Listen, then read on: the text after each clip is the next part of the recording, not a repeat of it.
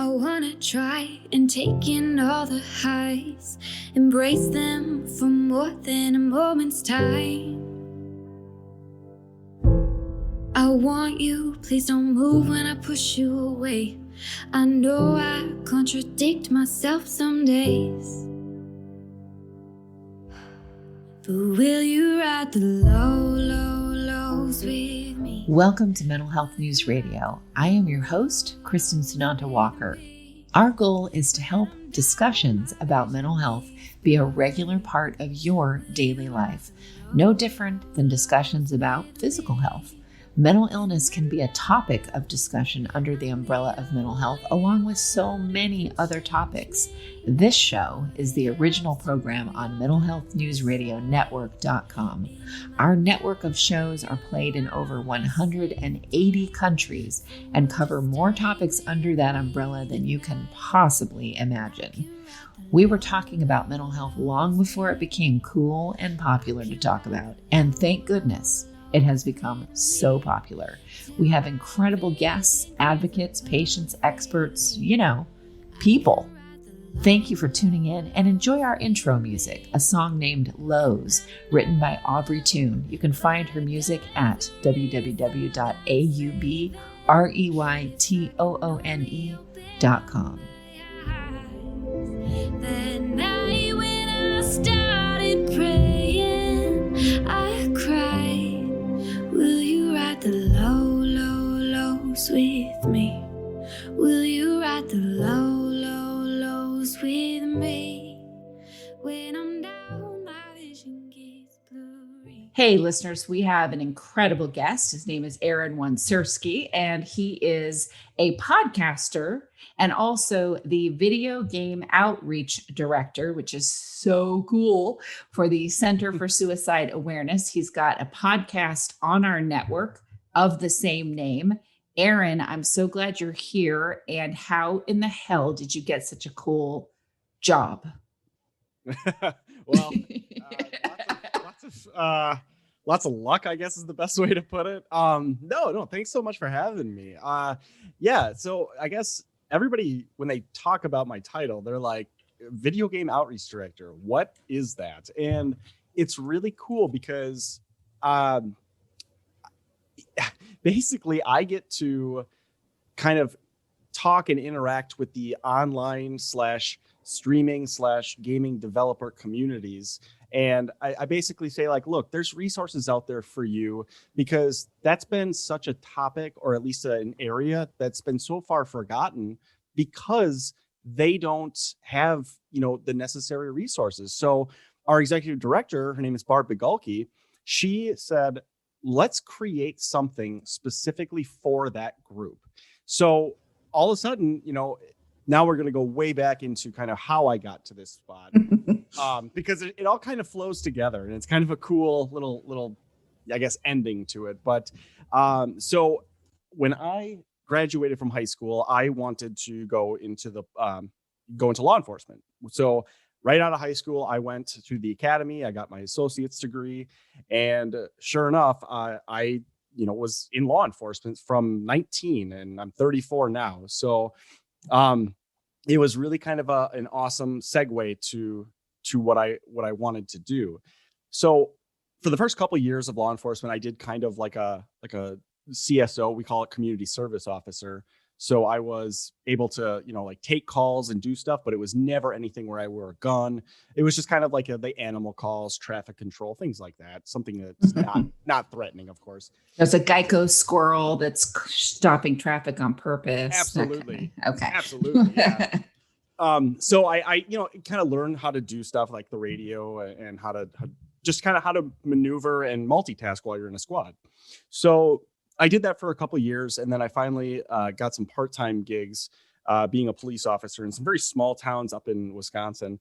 And it was cool because you're a police officer, but the bad part about it is you get like a week of training, which, if anybody is familiar with field training, it's like 3 months if you're a full-time officer. So having about a week to learn the job really, isn't that good. But Right. Exactly. So what I did that for a couple of years, and then I finally got a full-time job in the, I'll just say, Fox Cities area. And I did that for approximately 9 years at that department. And come October of 2019, I actually resigned. I was too stressed out. I was burned out. The job really does take a toll on you. And I'm walking, living proof of that. I was a horrible husband. I was a horrible father. I was so mean. I was so bitter about everything. I was cynical. And it took enough for me to say something's not right here. And when I did that, my wife said, if you want to leave, I support you entirely. So ultimately, I made that decision, what was best for my family and for me. So I left in October of 2019. And prior to that, in the early summertime, I actually ran into Barb because she was kind of in the law enforcement realm as well. And I've just known her kind of in and out through the years. And she told me about how a big developer reached out to her, a gaming developer, excuse me, and said, we're looking for something because developers are struggling. There's streamers that are struggling. There's gamers that are struggling. And it was this realm that she even said she wasn't really familiar with. But then she got to go to this big gaming convention called PAX. And what happened, which is huge. It's huge. Yeah. It's like, I would say it's like the second biggest video game convention, at least the Seattle one. But it was just kind of one of those things where she's like, yeah, we'll go and see what it is. And so she got to go in this thing called the Diversity Lounge, where it's like a bunch of different organizations. There's like, a nonprofit group for vets, nonprofit group for LGBTQIA+. I mean, there's just this whole vast range of people in this one room, and it's all for these gamers. So people come mosey in. And what she told me was that when people come in and they see the Center for Suicide Awareness, they say, yeah, I was affected by it. My best friend did that. And they start learning, like, there's this resource that's at this gaming convention and people are actually talking to them. So lo and behold, that just like sparked this entire new idea about getting somebody who can really connect with gamers and say, like, look, this is something that you guys are dealing with. Let's deal with it. So long story short, she basically told me after I had left Metro, because I said I would like to volunteer or do something for it. She goes, let's go have coffee. And obviously pre-pandemic. Yeah, pre-pandemic, of course. Yeah. So we went and got coffee, and sure enough, it turned into kind of me just doing things here and there. And then me finally getting a full-time job at the center in January of 2020. And it's been amazing. That's this year. That's amazing. Yeah. So it's been kind of this really long road to a place where I get to do something that I'm very passionate about. And at the same time, I get to help people, which was something I was still passionate about doing as a law enforcement officer. But it's so much less stressful. And I'm just, Yeah, especially for 2020. Yeah, absolutely. I kind of think about, like, I got out at the most quote unquote perfect time. I mean, this was right before all the civil unrest started. This was right before the pandemic started.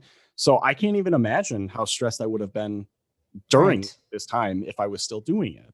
Right, exactly. I mean, and you don't just do the podcasts, you do other things too. So can you talk about what does your job entail? Although I do have to say, how many I don't know what your age group is called. I don't know my son, I think, was a millennial. Anyway, anyone that's your age or younger, like, dream job, anything to do with gaming, right? Yeah. Oh, absolutely. And that it's huge. Like, what a forethought, what foresight for your director to be like, no, we need something for this because it's huge. Who would have thought that, somebody that could just play games and have a camera on them and just they're playing games, interacting with people that are chatting could make that a full-time job. I mean, Yeah. that's what's insane about it. And there's so much behind the scenes pressure that those streamers have that they don't know what to deal with either, because they're expected to, be the entertainment for you. They're expected to be on time. They're expected to do this. It's almost like you're acting, but at the same time, it's your schedule, it's your job. And it's just an amazing thing to Right. talk to them and say, like, yeah, it gets very stressful when you don't have content to create. You don't have things that, that people like. It's just one of those things that we needed somebody in that realm. And and you said it correctly. The foresight of Barb to see that was, Yeah. I mean, people don't realize, like, give me, just for my listeners to understand, and I know this through my son. yeah. Give me some of the numbers, like the online gaming championships and stuff that they have. And I'm horrible that I don't know what that's called, or I don't remember, but the number of people that watch that as opposed to the NBA, NFL, and whatever combined, like just some stats. Yeah, absolutely. There's two games that stick out in my mind, especially. One's called League of Legends, and the other one is called Dota 2. And just to put this into perspective, I've read this statistic somewhere, and I couldn't believe it when I read it. But they had said that I believe it was League of Legends, their grand championship a couple of years ago, like this big, huge arena was filled with people, and then they broadcast it on Twitch. They said that the viewership alone was more than the World Series, the NBA Finals, and the Super Bowl combined. So you're talking over 500 million people, almost to a billion people, are watching this one specific thing. And there's a lot of people that really say, esports isn't something, but guess what? That's the big one. Yeah. Yeah. Yeah. It's just one of those things that, especially with the coronavirus that has started, I feel like a lot of people have really flocked to Twitch for some entertainment. Absolutely. To find somebody. I even watch Twitch. Yeah, you find a streamer that kind of fits into your mentality, and you just watch him. Yeah, I watch David Pacman. I watch another guy. I can't think of his name. My son would be so disappointed. But, the guy's like just sitting there. He's playing video games, and he's also a political commentator, and he's like eating a sandwich and food's falling out of his mouth. But he's absolutely hilarious. And he has millions of people tuning into him on Twitch. It's it's amazing. It's one of those new foresight things that honestly, it's taking a long time for people to kind of comprehend it. And that's okay. It doesn't have to be, like a football realm. It doesn't have to do that. But also, to put this into perspective, how big it's becoming is high schools and colleges now have esports teams. They'll play. Yes. I mean, it's becoming a very competitive. It's like the new chess, except it's online. And what's amazing is, that's a captive audience for you to get messages out to. Mm-hmm. So you want to promote mental health. You want to talk about mental illness, depression, PTSD, bipolar disorder, whatever, suicide awareness, all those things. You have a very captive audience. There's that. And then there's also, with that many people, and we know with people that go online have, and these are actual numbers that are out there, have higher incidence of depression and so on, the gaming community. So it's ripe for advocacy. There's two trains of thought with what you just said, and I want to address them for your listeners as well. Is that one, people have this very,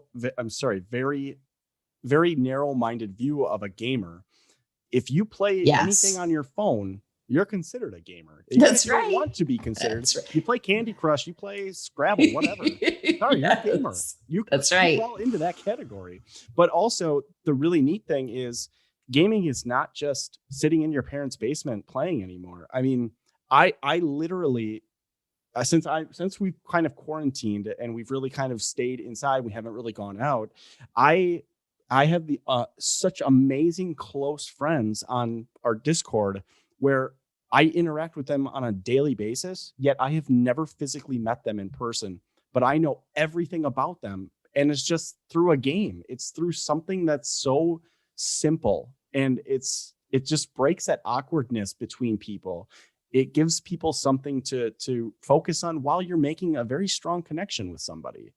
And people, I can't stress that enough, that how many close friends people have. And somebody recently came into our Twitch server or our Twitch channel, and they said, so you're playing games and you work for a suicide nonprofit? I'm like, yeah.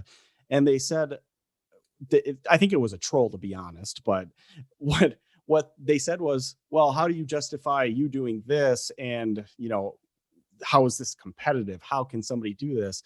I look at it this way. Every Sunday I watch football. I always watch it. It's just one of my things I do. I'm watching somebody play a sport, play a game that I'm not physically doing anything, but I'm watching them. It's very easily to be associated with Twitch as well. You're watching me play a game. You're not doing anything, but you're watching me. So Right. look at it that way, and it's kind of the same thing. Yeah, absolutely. And I mean, how do you work at, well, first of all, we have to answer the question. So what are you, just because I missed it, which means maybe my listeners might miss it too. So what is a day? Like, give us a day in the life of you with work. Day in the life of me. So if I had to classify what gaming is a part of my day, it's probably only like 20%, to be honest.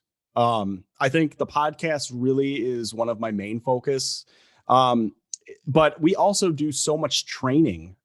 So because of my background in law enforcement, and we also have another person on our team who is a veteran, and he was in military. We have somebody that's one of the top people in the EMS world, which emergency medical services world. And then we have our executive director who has, I swear to God, every degree under the sun. But we all kind of come together and we do training for people, nonprofits, businesses, anybody that wants it.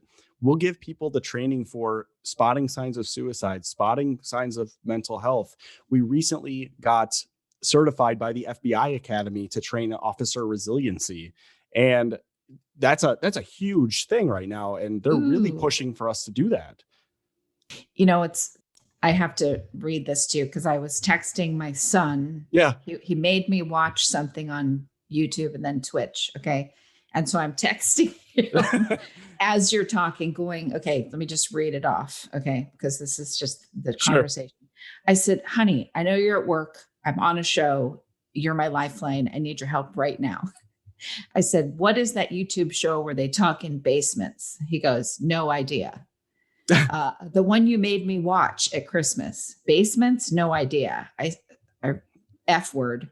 Like Ultima Online. Huh? Kings and knights and shit. This is my writing. He goes, LOL. I legit have no idea what you're talking about, Mom. I said, all the voiceover actors play different characters in the game. He wrote, LAMO or LMAO, critical role isn't in a basement. What the F? They do it in a Hollywood film studio. LMAO. Did you say basement because you didn't want to say those nerds? Well, yeah, exactly. Though, like how, but that's so true. Like you think of a gamer, you immediately think of that.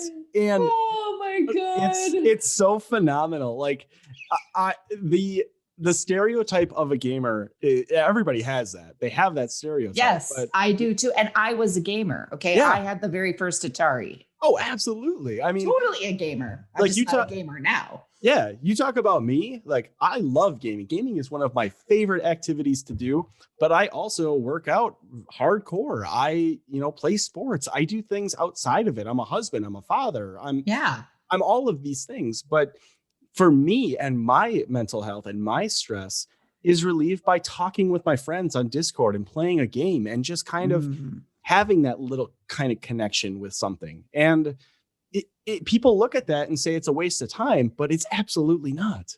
It's not. No, it's not. And it's not. That's the thing that I think. I love going to be around my son because he's extremely hip, although he would never admit that or think that, but he is, especially in comparison to me. But I'll go be around him and he will introduce me to all this whole other universe, many universes on Twitch. I wouldn't even know about Twitch if it wasn't for him on right. YouTube. And I see these pockets of industry, and, they look like they're sitting around in some Dungeons and Dragons basement. Right. And then you realize, oh my gosh, these are like the top voiceover actors. Yes. Yeah. And they're doing this, and they make how much money a year? And yes, it did start in an actual basement. Of course. Yeah. But, he's telling me these things, and I'm like, wow, that's amazing. And that they throw in things like, I remember watching an episode of that and something else where they were talking about suicide, and it became part of the show, and somebody was depressed, and I was sitting there going, oh my God, they're like sliding it into regular conversation, and that's how it's getting the message out. And that's the thing. If you're going to talk about a very serious topic like mental health or suicide, to have a connection with somebody in any sense, even if it's a game, if it's a sport, if it's a hobby, it doesn't matter, because if you have that connection, you're immediately going to bond with that person, and you're going to have something that, if you're going to talk about something very serious, they feel that. They don't see it, or they don't just say, oh yeah, they're talking about this. No, you have a bond with somebody because of something specific. You're going to feel exactly what they're saying. It's like subliminal messaging, the power of subliminal messaging, because you're doing multiple things at the same while you're conversing, or how you communicate during this thing. So it's not like you're sitting in front of a television and you're just being blasted advertisements. It's this way of getting to other areas of your brain. And this, this comes from me talking to many a PhD and MD Absolutely. that studies brain chemistry and has studied this with gamers and how you get messages across and so on. And them saying the message actually reaches a delivery state with that community. It lands there in a much more profound way than it does if you were just watching TV and having something shouted at you. Absolutely. I mean, I'll give you a very specific example of how I know it does. So I do stream on Twitch for the center every once in a while. I don't do it very often, but maybe try like once or twice a week. And we have people that regularly come in and they say, hey, I'm not really doing so well today. And me being I have an associate's degree in criminal justice, but I have a master's in life experience. From that job to hearing people's stories and PhD, doctorate. Absolutely. Yeah. And they'll come into the server, or they'll come into the channel and say like, yeah, I just don't know what to do. And sometimes I'll pause it. Sometimes I'll just kind of work through it with them. But, there's so many places that people could go, but to say like, God, this guy, he plays a game and he's in this realm that I need some help with. It's just an amazing feeling that we can help people having something that they feel so connected to. Yes. And that's all it really is. And I really wish that people would understand that gaming is not just a activity that basically is a time wasting thing, because it's not anymore. Listen, my son started playing. Have you ever heard of Ultima Online, or was that? I have. Yes. Okay.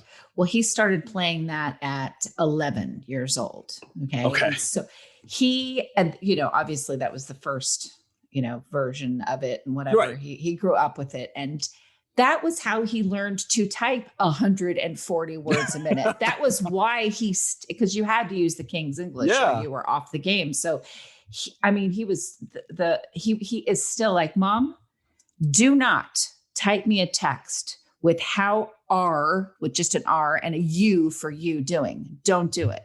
Yeah, exactly.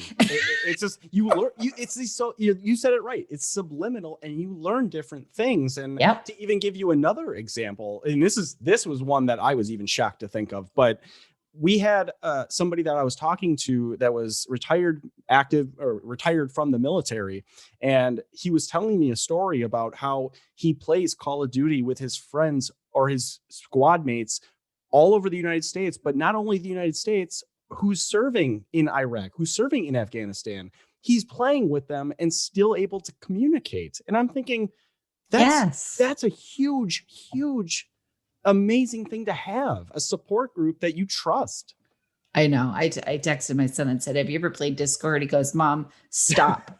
Discord is a voice chat program. Yeah, I'm sorry. I should have said that. I live for these exchanges though with him. At some point, I will maybe be cool enough that he'll come on when I'm 80 or something, and we'll do the son mom is a grandma thing and laugh at how uncool I am and how, it'll be hilarious. Believe me, my dad wants to get on the podcast so bad. He really does. He just wrote, here's your next, you're going to ask me what the World Wide Web is. All right. I am putting my phone down anyway.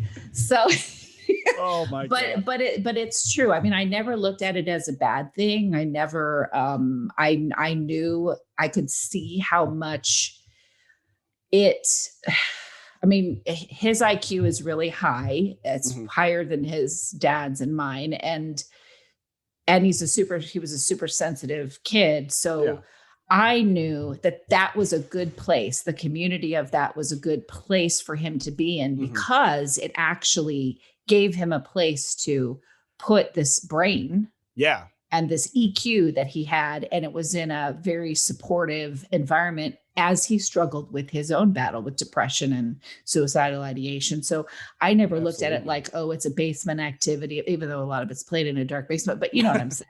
Well, and that's the thing. I didn't want to cut you off, but I do want to say this because I look at it from both sides.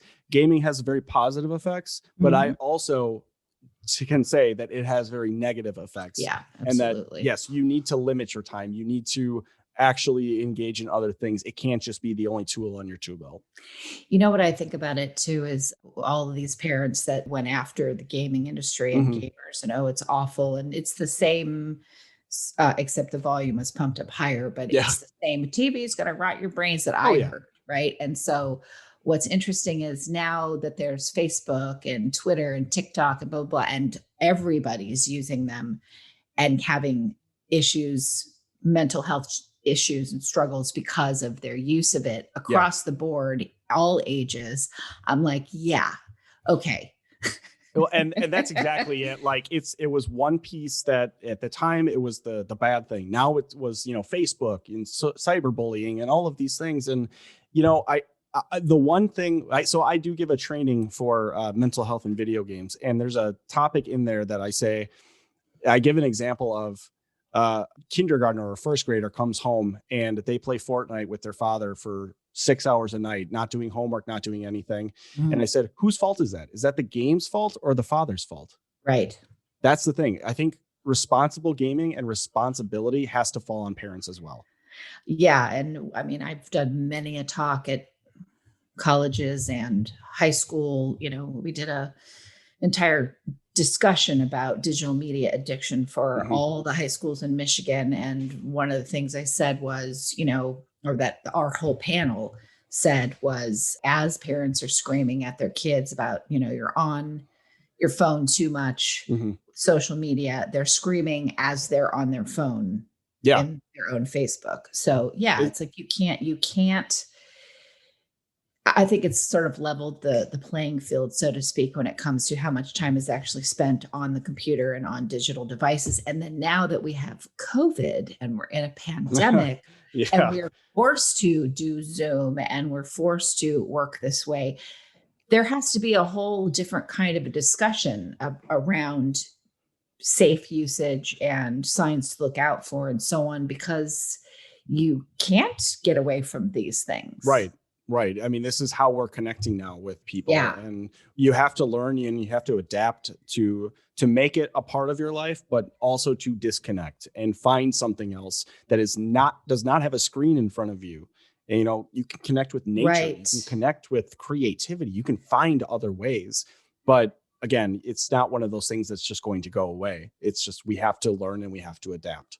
Right. Exactly. It's actually cut into some of my friends that's their pastime is the games that they play, but they've been on Zoom all day with their kids for school and also for their work. And they're like, man, I just can't, I can't then go switch to, I got to get away from a screen, period. And the thing is, it is one of those things that this is a time where we've never gone through something like this. We don't know how to do anything. This is totally foreign to all of us. Absolutely. So what are you seeing at the center in relation to this? And then Yeah. also, what are you seeing in terms of, how you move forward within this in a very mindful way? Yeah, absolutely.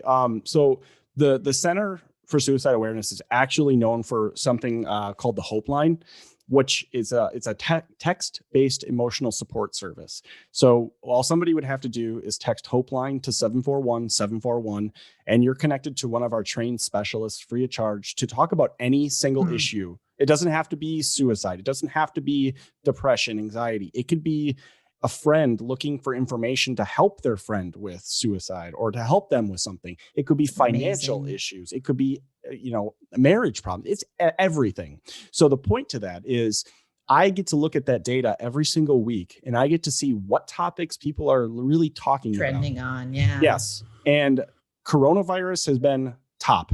It's always been top. Relationships, school, suicide, depression, and just general financial, worries. It's things that are so common, but they don't have an outlet. Maybe they don't have the financial resources to go and see a therapist. This is your very immediate way to help yourself, to talk through this thing, to have an ear that's non-judgmental, and to really just say, it's going to be okay. Like you can get through this, and we'll help you get through this.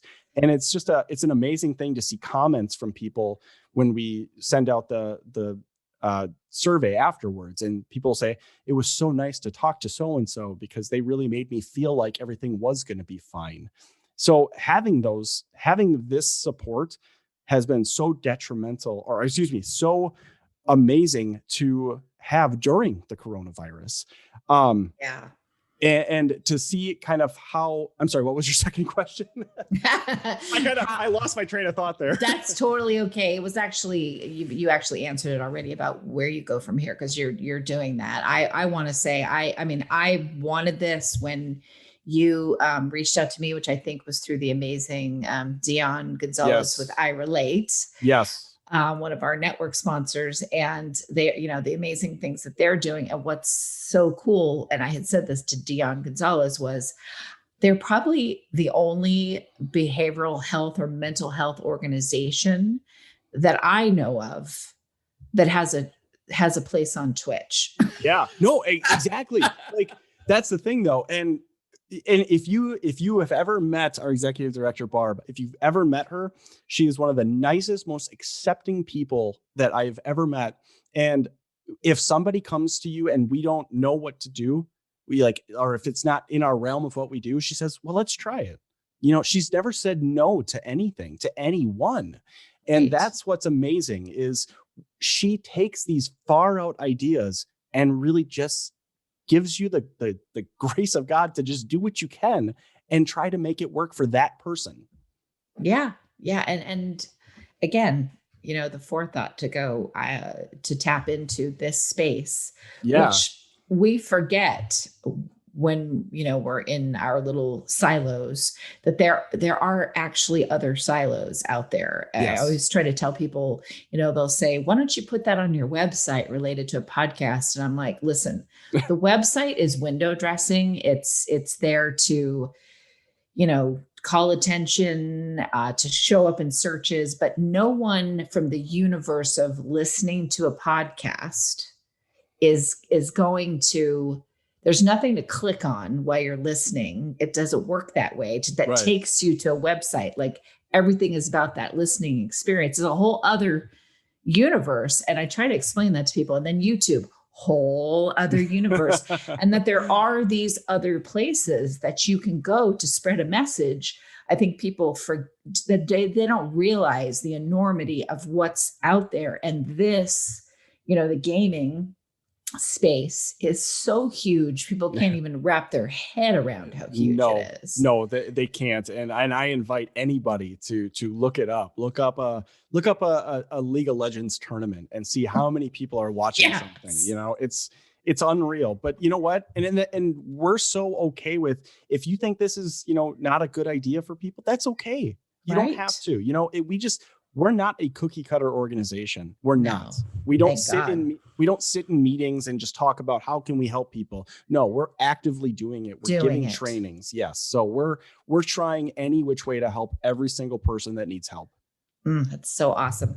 Tell my listeners where they can find out more about the organization. Okay. So we got lots of stuff. So anyway, we have, I know, right? Get ready, get a pen. Get ready. No. Yeah. You can check out our website. It's centerforsuicideawareness.org. From there, you can usually check out all of our other stuff. We're on Facebook, Twitter, Instagram, Discord, Twitch, you name it. We're on them all. But like I said, the one thing that we want to promote the most is the Hope Line. And it's anywhere in the United States.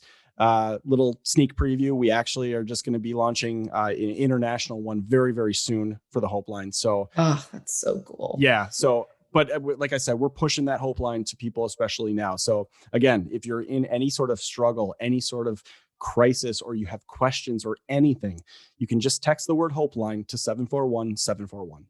Incredible. And, yes, I follow you guys on Twitch. So, in my rudimentary way. But anyway, I am so glad. And listeners, you can go using any of your favorite podcast apps.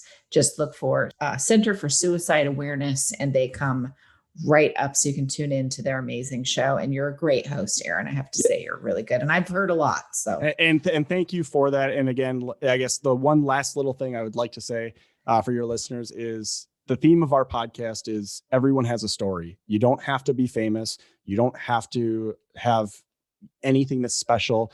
We just want to hear your story because that's unique to you. And if you can resonate with somebody, that's the goal. Fantastic. Aaron, thank you so much. Thank you. I really appreciate it. And listeners, thank you for tuning in to another episode of Mental Health News Radio on Mental Health News Radio Network. Hi, listeners. I'll make it quick.